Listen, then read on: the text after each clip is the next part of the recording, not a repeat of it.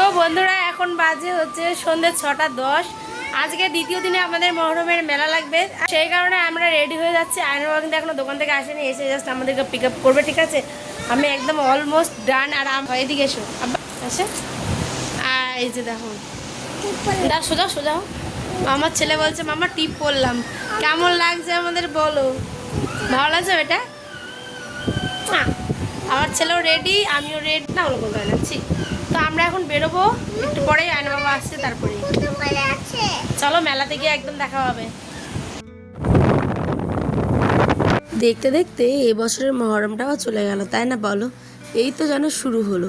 ছোটবেলায় কত স্মৃতি নানির বাড়িতে আর আমাদের পাড়ার সেই মোড়ে যখন এই মেলা লাগতো বা আমাদের দল আসতো, সে কি কাণ্ড। বিয়ের আগে জীবনটা আসলে অন্যরকমের হয়, তাই না বলো?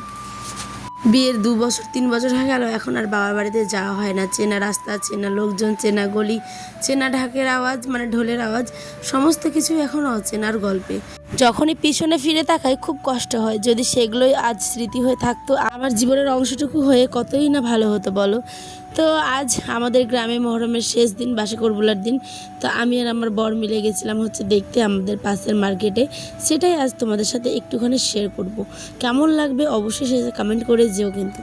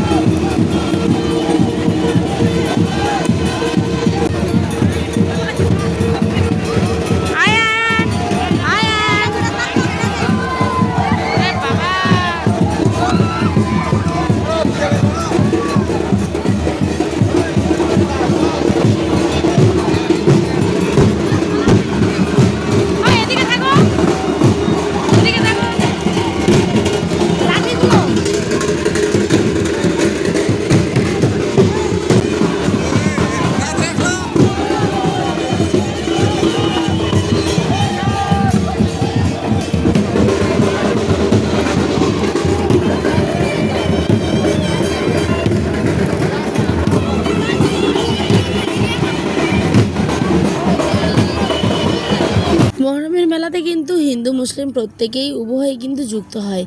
তারপরেই কিন্তু লেগে গেল হচ্ছে মারপিট, একটুর জন্য বেঁচে গেল অনেক বড় ক্ষতির হাত থেকে গাইজ।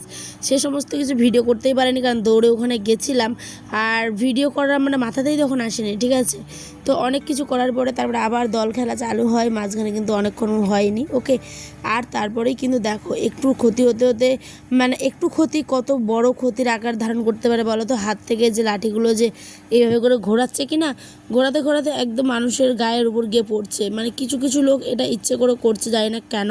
তো 2-3 বার এসেছিলো, আমাদের পাশের যে লোকগুলো দাঁড়িয়েছিল তাদের গায়ে পড়ে গেছিলো। তো ওই জন্য সবসময় এগুলো দেখতে গেলে সাবধানতার সাথেই কিন্তু দেখা উচিত। সবাই কত আনন্দ করছে, গোটা গ্রাম ভেঙে এসেছে জানো দেখার জন্য।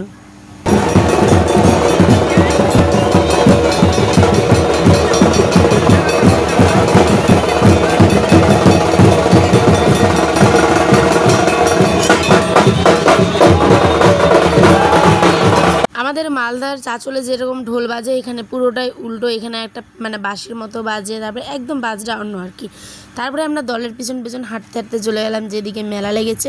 গতবারও এসেছিলাম তোমাদের সাথে, আমার দেখবে এখনও সেই 1 বছর আগের ভিডিওগুলো দেখতেই পাবে কিন্তু আছে। তারপরে আমরা মেলার মধ্যে বেশি কিছুক্ষণ থাকতে পারিনি, কারণ এদিকে হঠাৎ করে ঝড় আর বৃষ্টি, একদম মানে বৃষ্টি তো আসেনি, ঝড় উঠে গেছিলো আর প্লাস হচ্ছে বিদ্যুৎ চমকাচ্ছিলো। এবার আমাদের বাড়ি থেকে অনেকটা যেহেতু একটুখানি যেতে হয়, তো বাইকে করে ছোট ছোটো বাচ্চাকে নিয়ে গেছি, তাই তার চটপট করে কিন্তু কিচ্ছু খাওয়া হয় না। আর এত গরম গাইজ ছিল, আমি কিছু খেতেই পারিনি। যেমন আমরা হেমদাবাদে গেছিলাম, ওখানে মোগলাই, তারপরে হচ্ছে কুশেলের রস, তারপরে হচ্ছে গিয়ে যে আইসক্রিম, এগুলো খাওয়া হয়েছিল। আর এখানে কিন্তু কিচ্ছু খাওয়া হয়নি। মেলাটা একটুখানি তোমাদের ঘুরিয়ে জাস্ট দেখাচ্ছি। হ্যাঁ, বেশিভাবে কিন্তু ভিতরে আমরা ঢুকতেও পারিনি। দেখো এখানে এক মানে পাখা কাকু পাখা বিক্রি করছে। এখানে কিন্তু ওনারও গরম লেগেছে, কি করবে বলো, বসে কাজও করছে, আবার জীবিকা নির্বাহের জন্য তো করতেই হয়, তাই না? আর আমরা দেখো ঘেমে পুরো লাল। এদিকে আয়ন বাবা নিচ্ছে জিলাপি আর হচ্ছে গিয়ে মিষ্টি, মানে মিষ্টি বলতে মিহিদানা, আর সাথে হচ্ছে গজা। ওর এইগুলো আবার খেতে ভালো লাগে ভাতের শেষে আর কি, মিষ্টি মুখ করার জন্য। আমার আবার তেমন কিছু ভালো লাগে না। এদিকে যাওয়ার পথে দেখি এত পরিমাণে বিদ্যুৎ চমকাচ্ছে যে কি বলবো, তড়িঘড়ি করে মানে বাড়িতে আসতে হয়। পুরো মেলাটাও ঠিক মতো ঘুরতে পারলাম না মেলায় গিয়ে। তো মনটা কতটা খারাপ লাগবে তোমরাই বলো জাস্ট, ঠিক আছে? আর এইদিকে জিলাপিগুলো অর্ধেক ভাজা হচ্ছে আর ভাইরে ভাই তুলে নিচ্ছে, মানে কি বলি বলো, ব্যবসা এরই নাম, ঠিক আছে? তারপরে আমরা এখানে কি করবে, নিতে তো একটু হলেই, এখানে একটু চিকেনও নিয়ে নিলাম। চিকেন আমাদের বাড়িতে প্রায় গাইজ মেঘ আসছে, এদিকে ছেলে এখানে এই যে জিনিসপত্র নেওয়া হয়েছে খাওয়ার, ওইদিকে ওর পাপা গাড়ি বের করছে। চলো আমরা এখন যাব বাড়িতে। তো হয়ে গেছে, এখন বাড়ি যাব, আমাদের মেলা প্রায় শেষ। এখন বাড়ি গিয়ে আবার কথা হচ্ছে, রান্না বান্না করতে হবে গাইজ। চলো দিবে না, ভয় করতে হয়, বৃষ্টি হবে তাই ব্যাংক ডাকছে রে বেটা। মেলা গিয়েও শান্তি নেই, মেলাতে গিয়েও অশান্তি, সঙ্গে সঙ্গে আবার বাড়ি আসতে হলো। এইভাবে মানে হলেই জানতাম, মানে যদি হতো আর কি বৃষ্টিটা, তাহলে ভিজে যেতাম পুরো। এসে দেখছি ঝিরিঝিরি বৃষ্টি পড়ছে, তাই ভাবলাম চলো একটুখানি চিকেন নিয়েছি, বেশি না, মানে 70 টাকার মতো আছে। অত চিকেন আমরা খাই না, এখন স্কিপ করছি যত বাড়ি। তো ইচ্ছে হলো তাই আজকে নিলাম, বহুত মাস পর আর কি। তো চিকেন আর আলু দিয়ে আজকে রাতের আমাদের ডিনার, সাথে পটল ভাজা আর সকালে শাক ভাজা ছিল। তোমাদের এই ব্লগটা কেমন লাগলো জানি না, প্লিজ একটুখানি কমেন্টে জানিও। আমার জীবনের, আমার স্মৃতির পাতায় যুক্ত হলো আজকের এই ছোট্ট ছোট্ট মুহূর্তগুলো, আমি আমার চ্যানেলে দিয়ে রাখি, যাতে ভবিষ্যতেও আমার নেক্সট প্রয়োজন্ম দেখতে পারে। So guys, tata, love you সবাইকে, সকলে ভালো থেকো, সুস্থ থাকো। দেখা হবে আবার নেক্সট কোনো ভিডিওতে, নতুন দিনের সাথে নতুন গল্পে। এইভাবে ভালোবাসা দিও। ধন্যবাদ সবাইকে ওয়াচ করার জন্য।